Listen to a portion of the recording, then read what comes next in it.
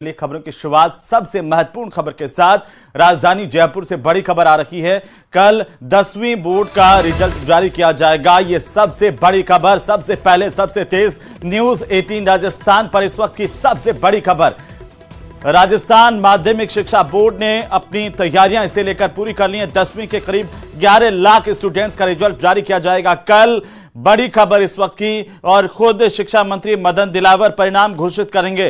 कल 4:30 बजे कोटा से शिक्षा मंत्री मदन दिलावर वीडियो कॉन्फ्रेंस से जुड़ेंगे और साथ ही साथ 10वीं के बोर्ड अभ्यर्थियों का परीक्षा परिणाम जारी किया जाएगा। माध्यमिक शिक्षा बोर्ड राजस्थान की तरफ से अपनी पूरी तैयारियां कर ली गई हैं। 10वीं के करीब 11 लाख स्टूडेंट को बोर्ड रिजल्ट का इंतजार है। 6 मार्च से 4 अप्रैल के बीच में 10वीं बोर्ड की परीक्षा का आयोजन किया गया था। ज्यादा जानकारी के साथ सहयोगी हितेंद्र शर्मा हमारे साथ जुड़ चुके हैं। हितेंद्र, अब लगता है कि 10वीं के जो छात्र छात्राएं हैं उनका इंतजार कल खत्म होने वाला है। जी बिल्कुल, कल जो है राजस्थान जो बोर्ड है माध्यमिक शिक्षा बोर्ड, उसने घोषणा की है कि कल जो है इसका रिजल्ट जारी किया जाएगा। और जो शिक्षा मंत्री हैं मदन दिलावर, वो कोटा से वीसी के जरिए जो माध्यमिक शिक्षा बोर्ड अजमेर है उसके कार्यालय से जुड़ेंगे और वहां से कोटा कलेक्ट्रेट से वो जो है वीसी के जरिए रिजल्ट को जारी करेंगे। ये तकरीबन 4:30 बजे ये रिजल्ट जारी हो जाएगा। और ये जो है कल इसका फाइनली इसका जो है 10वीं बोर्ड का रिजल्ट, जिसका सबसे ज्यादा इंतजार जो है छात्रों को रहता है जिस रिजल्ट का, वो 10वीं का रिजल्ट ही है, तो उसका रिजल्ट जो है अब कल आ जाएगा। इससे पहले 12वीं का रिजल्ट भी आ चुका है। 12वीं के तीनों संकायों का रिजल्ट आ चुका है। बिल्कुल हितेंद्र, चलिए बहुत शुक्रिया तमाम जानकारी के लिए। अपडेट हम आपसे लेते रहेंगे। बहरहाल झुंझुनू से इस वक्त की बड़ी खबर मिल रही है, जहां भजनलाल सरकार में राजनीतिक नियुक्तियों का दौर अब शुरू हो गया है। ओबीसी आयोग में अध्यक्ष और 4 सदस्यों की नियुक्ति हुई है। झुंझुनू के पूर्व बीजेपी के जिलाध्यक्ष पवन मावंडिया को सदस्य बनाया गया है। मुख्यमंत्री भजनलाल से नजदीकियों के चलते सदस्य बनाए गए पवन मावंडिया के मनोनयन के बाद कार्यकर्ताओं में खुशी की लहर देखी जा रही है। सेवानिवृत्त जज मदन लाल को आयोग का अध्यक्ष बनाया गया है। तो वहीं प्रोफेसर राजीव सक्सेना, मोहन मोरवाल, गोपाल कृष्ण भी सदस्य होंगे इस आयोग के। सामाजिक न्याय और अधिकारिता विभाग की तरफ से इसे लेकर आदेश जारी कर दिए गए हैं। यह बड़ी खबर इस वक्त की।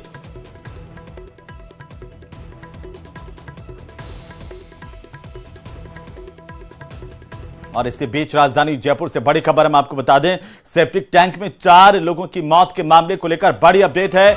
न्यूज 18 राजस्थान की खबर का असर हुआ है। राज्य मानवाधिकार आयोग ने इस पर संज्ञान लिया है। प्रकरण को गंभीर मानते हुए मानवाधिकार आयोग की तरफ से नोटिस जारी किए गए हैं। जयपुर के जिला कलेक्टर, पुलिस कमिश्नर को नोटिस जारी किया गया है। गंभीरता से जांच कर दोषियों पर कड़ी कार्रवाई के निर्देश दिए गए हैं। मृतक के आश्रितों को मुआवजा राशि सुनिश्चित करने के भी निर्देश राज्य मानवाधिकार आयोग की तरफ से दिए गए हैं। यह बड़ी खबर इस वक्त की।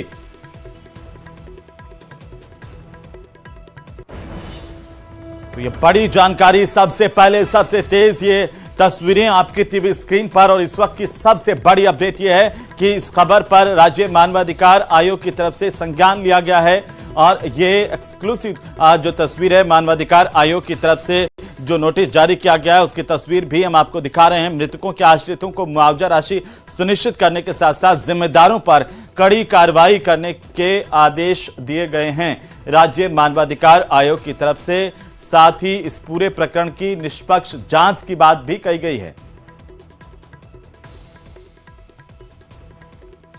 तो राजधानी जयपुर से इस वक्त की सबसे बड़ी खबर है। न्यूज 18 राजस्थान ने प्रमुखता से इस पर चर्चा की थी और इसके बाद राज्य मानवाधिकार आयोग की तरफ से संज्ञान लिया गया है। यह बड़ी जानकारी हम आपको बता रहे हैं।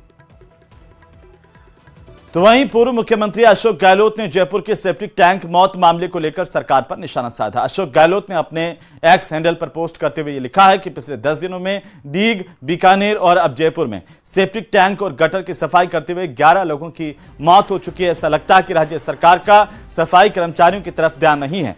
बजट में राज्य सरकार मशीनें खरीदने की घोषणा कर चुकी है, पर अभी तक वो घोषणा कागजों में है। आखिर सरकार की नींद कब टूटेगी, ये पूछा है पूर्व मुख्यमंत्री अशोक गहलोत ने। उन्होंने अपने एक्स हैंडल से ये पोस्ट साझा की है और सवाल खड़े किए हैं।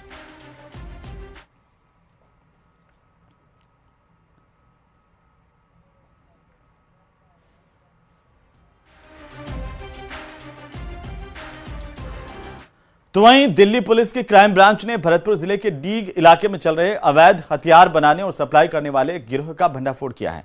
पुलिस ने इस मामले में अब 5 आरोपियों को गिरफ्तार किया है, जो कंट्री मेड पिस्टल और राइफल बना करके दिल्ली एनसीआर के गैंगस्टर्स को बेचते थे। ये खास रिपोर्ट देखिए।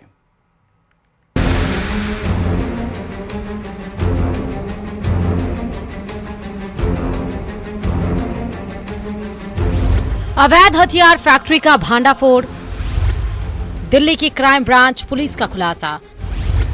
महीनों की रेकी और 3 दिन चली कार्रवाई।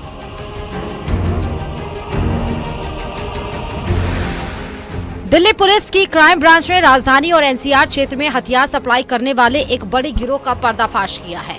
3 दिन तक लगातार चली कार्रवाई में एंटी गैंग्स स्क्वाड ने डीग जिले में अवैध हथियारों की फैक्ट्री चलाने वाले 5 आरोपियों को गिरफ्तार किया है, जिनमें से 2 हथियार बनाने वाले और 3 पिस्टल सप्लायर शामिल हैं।